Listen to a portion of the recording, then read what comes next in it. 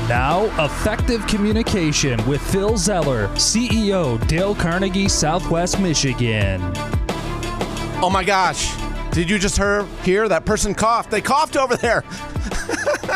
Have you noticed yourself doing this? You're looking down, oh my gosh, who's coughing? Who's blowing their nose? Hey, wait, you got to wash your hands, man.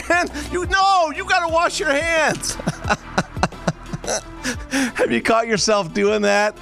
It is just amazing. I was thinking about this. We're thinking about all the germs and all the stuff people pass. And of course, I mean, it's been a very, very serious thing. And it's like, what do we do? And you go back to simple things. It's like, when you were a kid, wash your hands in school, wash your hands. Remember that? You had a little jingle and stuff, wash your hands, and then you're supposed to sing happy birthday when you're washing your hands with soap and water to make sure they're clean.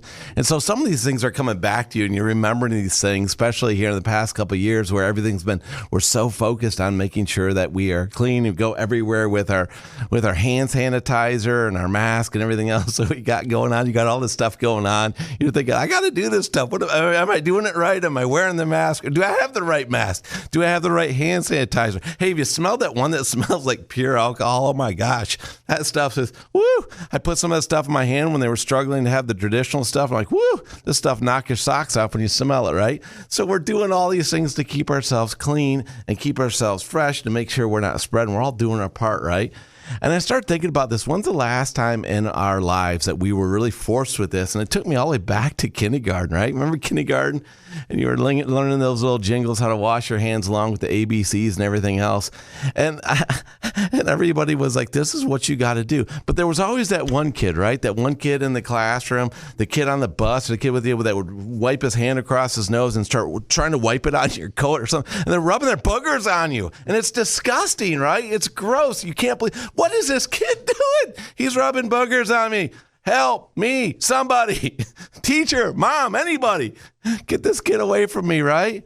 And we were so grossed out by that kid rubbing the boogers on us, and it was disgusting. And there was always that kid who did it, and that kid would just be laughing about it, finding it so amusing. They did that to you and be like freaking out about, how do I get these cooties off me? How do I get these boogers off me? How do I get stuff off me? Well, it's really interesting now because hopefully nobody's doing that to you and hopefully nobody's spreading germs on you right now or trying to spread germs on you.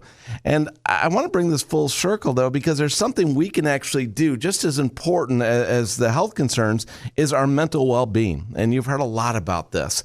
And part of this, the transition, is you're doing the things to keep yourself healthy. You're doing the best you can for you and your family. You're trusting your values. You're trusting your faith. You're doing the right things by you and yours. And I applaud you for that.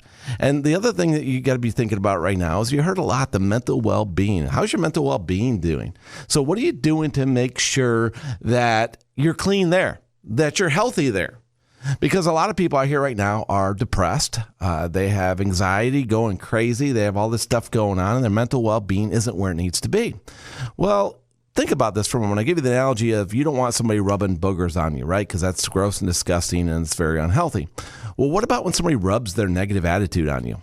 What about when somebody has a real negative downer attitude and they rub it on you as if they want you to be a downer as well? They want you to feel the misery. They want you to feel the pain. They want you to have the boogers of disgust and anger and resentment and fear on you. Does that excite you? It doesn't excite me at all. So the question is, what can we do about it? Well, here on Effective Communication, we're always sharing ways with you to be more effective in the way that you communicate and relate not only to other people, most importantly, this begins with you. What is your attitude saying right now about you? Is it positive? Are you positive today? Are you positive about what's going on in your life? Are you looking at the opportunities in your life? Are you focused on the things that you're really happy about that are going well? This is your challenge. You want to shift that gear? You want to stay clean? You want to stay healthy? You want to get your mental well-being back? Let's focus on, as Dale Carnegie said, to count your blessings and not your troubles. Focus on the things in your life that bring you happiness. Think about your relationships, the ones that are going well. Are you blessed to have those? Yes, you are. What about being able to have some food today, be able to eat, maybe having shelter? Are you blessed about those things? Yeah. Well, do you have some prized possessions that maybe you inherited through your family that you have that you're really proud of? What about some of the accomplishments you had in your life? And you look back at that and look at the difference that it made for yourself and the people around you. Are you proud of that? Take a look at all the cool things you got going. So Dale Carnegie challenges us to count our blessings and not your troubles. And you'll see you're going to have a more positive attitude when you do it. So here's a simple thing you can do right now, right here today. Go ahead, get out a piece of paper, write down the top 10 things that you are blessed to have in your life. Write them down. Write them down. And when you look at those, remind yourself, this is your life.